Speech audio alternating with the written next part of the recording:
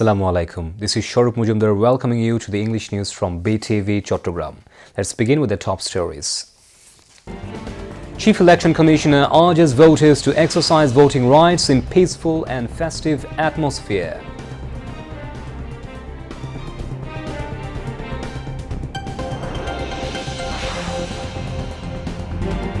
Election Commission takes necessary steps to hold national polls and referendum set to begin just after hours.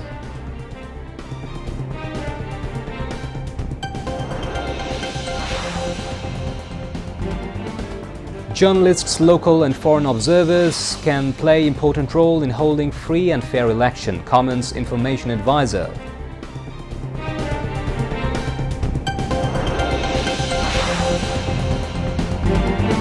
Law enforcement surveillance geared up centering elections in port city of Chattogram.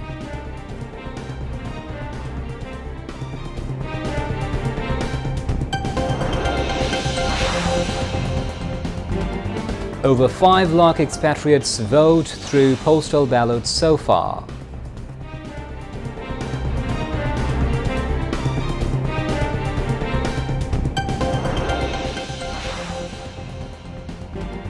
Israel vaporizes more than 3,000 Palestinian bodies using thermal weapons in Gaza, reports Al Jazeera.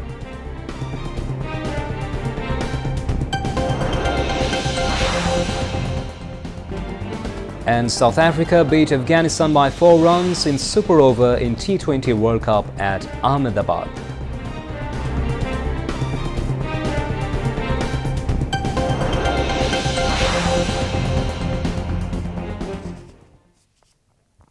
Viewers, those were the top stories. Now moving on to the details. Chief Election Commissioner A.M.M. Nasiruddin has urged all the voters of the country to cast ballots spontaneously and peacefully in the national election.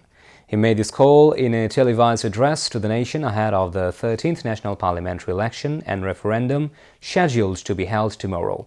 He requested everyone concerned to make the elections a success. ইতিহাসের অন্যতম গুরুত্বপূর্ণ এই নির্বাচনের vote গ্রহণ অনুষ্ঠিত হবে। প্রিয় দেশবাসী, এই নির্বাচনে ভোটদান আমাদের শুধু নাগরিক অধিকারই নয়, বরং দায়িত্ব। আমি আশা করি আপনারা সকলে সচেতনভাবে এই দায়িত্ব পালন করবেন। রাজনৈতিক দল, প্রার্থী ও ভোটারদের প্রতি আহ্বান, শান্তি ও সৌহার্দ্যপূর্ণ পরিবেশ রক্ষার্থে সকলে দায়িত্বশীল ও যত্নবান হবেন। ভিন্ন মত গণতান্ত্রিক প্রক্রিয়ায় একটি স্বাভাবিক বিষয়। এই বিষয়টি স্মরণে রেখে আপনারা উৎসবমুখর পরিবেশ নিশ্চিত করে স্বতঃস্ফূর্তভাবে ভোট কেন্দ্রে আসবেন, পছন্দের প্রার্থীকে ভোট দেবেন এবং গণতান্ত্রিক প্রক্রিয়ার স্বাভাবিক পরিণতি হিসাবে জয় পরাজয়কে মেনে নেবেন। The much-anticipated 13th National Parliamentary Election and National Referendum are set to take place tomorrow, marking a significant moment in the country's democratic journey. Campaigning officially concluded at 7:30 a.m. on Tuesday. Since then, final preparations for the polls have been in full swing. The Election Commission, along with political parties and candidates, is completing last-minute organizational and logistical arrangements ahead of voting day. A festive atmosphere is being reported across the country as citizens prepare to cast their ballots. Authorities say comprehensive security measures have been implemented to ensure a peaceful and orderly election. More than 9,19,000 members of law enforcement agencies, including the Army, have been deployed nationwide. Additionally, 2,100 executive magistrates and 657 judicial magistrates are on duty.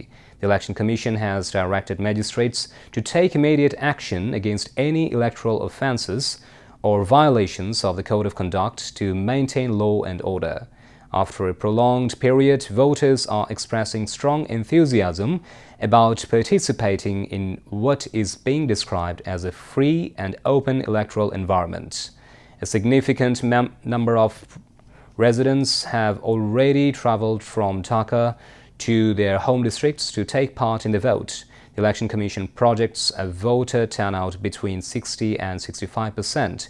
This election is being held in a changed political context following the July mass uprising. For the first time in the nation's history, a parliamentary election and a referendum will be conducted simultaneously on the same day. As a result, voting hours have been extended by 1 hour. Polling will begin at 7:30 a.m. tomorrow and continue until 4:30 p.m. Of the 60 registered political parties in the country, 50 are participating in the election. A total of 2,028 candidates are contesting in 299 parliamentary constituencies, including 273 independent contenders. The 13th National Parliamentary Election and referendum is only hours away. The voting will begin at 7:30 a.m. and continue till 4:30 p.m. Polling stations across the country, including the port city of Chattogram, are ready to hold the election in a peaceful and festive atmosphere. The voting materials have been sent to the respective polling centers in Chattogram. The last-minute preparations have been completed in a festive atmosphere. The presence of the officers and employees of the centers, including law enforcement members, has been ensured at the polling stations since morning. They are supervising the security of the centers and the voting materials. The presiding officers in charge of various centers said all the voting materials delivered to the polling centers from the control room at the Chattogram District Stadium. 72 types of voting materials, including ballot papers, ballot boxes, ink, have been sent to the polling stations in the constituencies of Chattogram. Law enforcement forces worked to ensure the safety of these materials. Chief Election Commissioner A.M.M. Nasiruddin has said that with the cooperation of the government, law enforcement agencies and all stakeholders, the Election Commission (EC) is committed to organizing a free, fair, acceptable and participatory election tomorrow. He made this statement today at a formal briefing for local and foreign journalists and observers at a hotel in the capital on the occasion of the 13th National Parliamentary Election and referendum.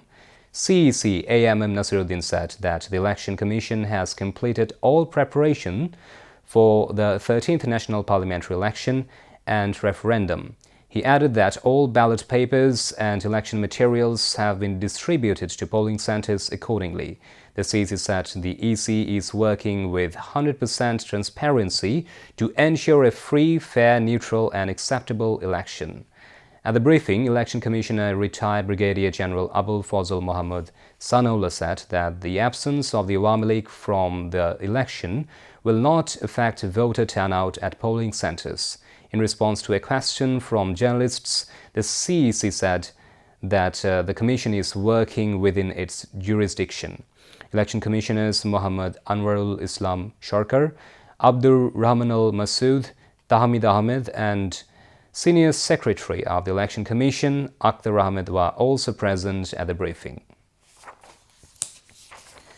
In a briefing, the Information and Broadcasting Advisor Suhaida Rizwana Hassan presented the scenario of the last several elections to foreign journalists. She said that in the past few elections, people's voting rights were taken away, and due to nighttime voting and so-called dummy elections, the public refrained from exercising their right to vote. The Chief Advisor's Press Secretary Shafiqul Alam was present at the time. The Information and Broadcasting Advisor said that the local and international observers, along with domestic and foreign journalists, can play an important role in ensuring a free, fair and impartial election. With only hours remaining before the 13th parliamentary election and the concurrent national referendum, a massive security operation has turned the port city of Chattogram into a fortified zone. Law enforcement agencies have intensified surveillance in every alleyway, emphasizing a zero-tolerance policy toward any attempts to disrupt the national polls. The administration has developed a specialized security blueprint, particularly targeting vulnerable polling centers across the city and the wider district. RAP 7 has announced the deployment of 50 specialized units for regular patrolling. This is part of a broader intelligence-driven strategy aimed at preempting any potential unrest. The security measures extend far beyond the urban center. In a joint effort, units from Rapid Action Battalion (RAB) and other agencies are coordinating closely to secure. The administration has also activated a special cybersecurity wing with nearly 9 lakh security personnel deployed nationwide, including the Army, Navy and Coast Guard. Residents in Chattogram hoping this election will be remembered for its safety and celebratory spirit. An election observation delegation from the Asian Network for Free Elections, UNFREL, paid a courtesy call on Chief Advisor Professor Muhammad Yunus. The 7-member delegation led by UNFREL chairperson Ruhana Hetiarachi met the Chief Advisor today at the State Guest House Jamuna.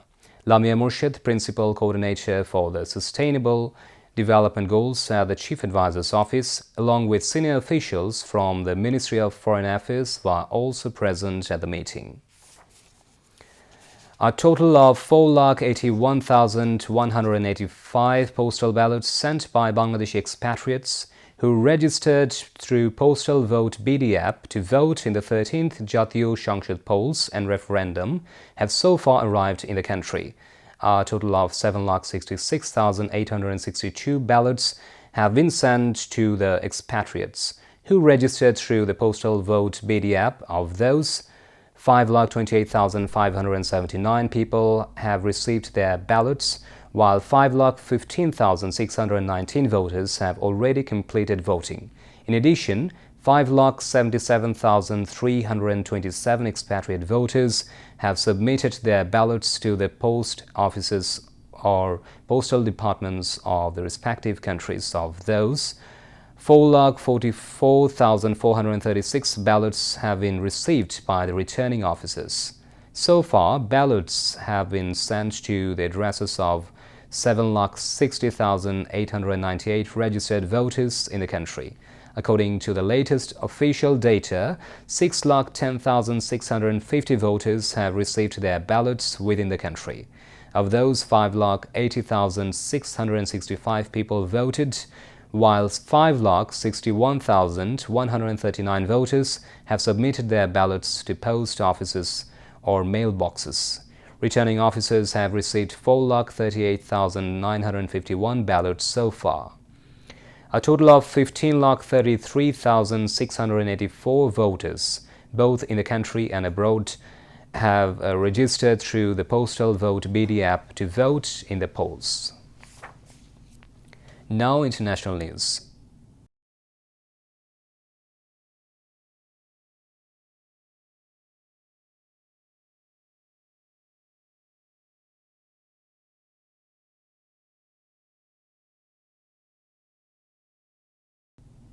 Israel's military offensive in Gaza has long been accused of crossing the ultimate threshold of war crimes.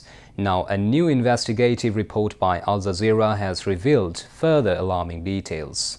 According to the Al Jazeera report, Israeli forces are allegedly using bombs in Gaza capable of generating temperatures of up to 3,500 degrees Celsius instantly, causing human bodies to vaporize within moments.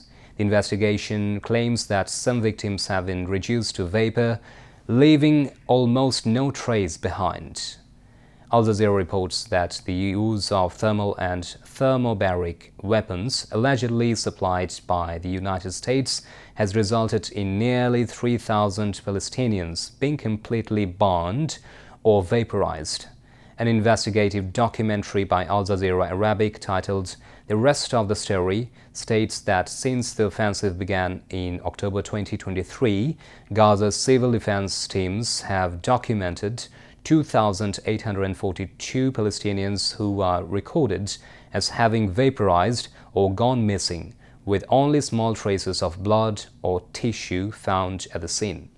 Experts and eyewitnesses cited in the report attribute these incidents to the systematic use of internationally prohibited thermal and incendiary-type weapons. These weapons are said to be capable of producing temperatures of up to 3,500 degrees Celsius. The figure of 2,842 is described not as an estimate, but as a forensic calculation conducted by Gaza Civil Defense Authority. The investigation details how the specific chemical composition of certain munitions can reduce the human body to ash within seconds.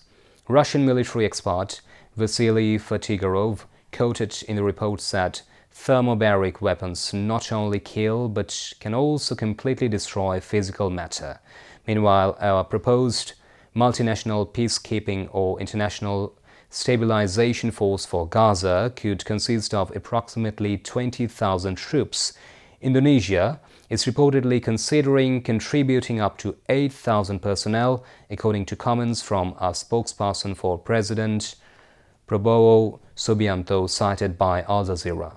The first meeting of the U.S. President Donald Trump's Board of Peace is expected to take place in Washington later this month. Indonesian President Prabowo has reportedly been invited to attend that meeting. 10 people, including the suspected shooter, have been killed in a shooting at a high school in the province of British Columbia in Canada, with 27 people injured. The Royal Canadian Mounted Police RCMP in a statement said on Tuesday that 6 people were found dead inside Tumbler Ridge Secondary School, while another person died on the way to hospital. Another 2 people were found dead at a home that police said they believe is connected to the shooting. The RCMP said the incident involved an active shooter at Tumbler Ridge Secondary School in British Columbia, and that an individual believed to be the shooter was also found deceased with what appears to be a self-inflicted injury. Officials said the suspect's body was also found at the school with a self-inflicted injury. 2 people were airlifted to hospital with serious or life-threatening injuries, and approximately 25 others were being assessed and triaged at the local medical center for non-life-threatening injuries. All remaining students and staff were safely evacuated. Canada has stricter gun ownership restrictions than its neighbor, the United States, but mass shootings in recent years have prompted calls for tougher control measures. United States President Donald Trump has continued to threaten Iran with possible military attacks if Tehran does not accede to his demands on issues ranging from nuclear enrichment to ballistic missiles. In comments to the Israeli outlet Channel 12, published on Tuesday, Trump hinted at aggressive actions if no deal comes together with Iran. The remarks come as Iran's security chief Ali Larizani meets with the Sultan of Oman, Haytham bin Tariq Al Said, to discuss the results of talks between U.S. and Iranian officials last week. In recent weeks, Trump has touted an increase in U.S. military forces in the region, having sent a massive armada to nearby waters. The deployment includes the USS Abraham Lincoln, an aircraft carrier. Channel 12 and the news outlet Axios reported on Tuesday that Trump is also thinking about sending a second aircraft carrier to the Middle East. That military buildup has sparked fears of an impending U.S. strike against Iran. Critics fear such an attack could destabilize the region. Already on Monday, the U.S. issued guidelines to U.S.-flagged commercial ships, warning them to stay as far as possible from Iranian territorial waters.